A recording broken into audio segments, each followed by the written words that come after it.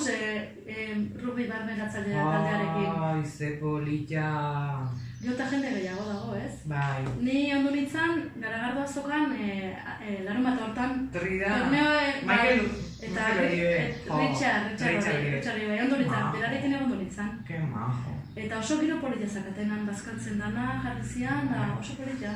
Ezin izan duen ikusi, lanien ginalako, sukaldean da ginen. Gustua. Asko aurten talde gehiago torri da, ez? Bai, lau. Pero esperábamos otros dos, unos de ingleses que iban a venir, eta beste frantzesak. Eta balentzikoak eta mungoa ziren? Bai, Kullera. Kullera, hoi jende pila torri zen. Gente pilla, Bai, ikusi zen, bai. Zan, como un club. O sea, aparte de jugar a rugby, hay más gente.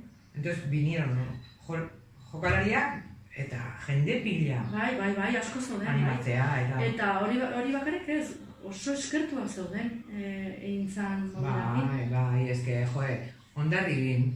Ja, zea zeuden bai, hango. Egurari oso ederra, loiten hondartzan. Ba, gustoa. Eta gero, dana konbidatuta.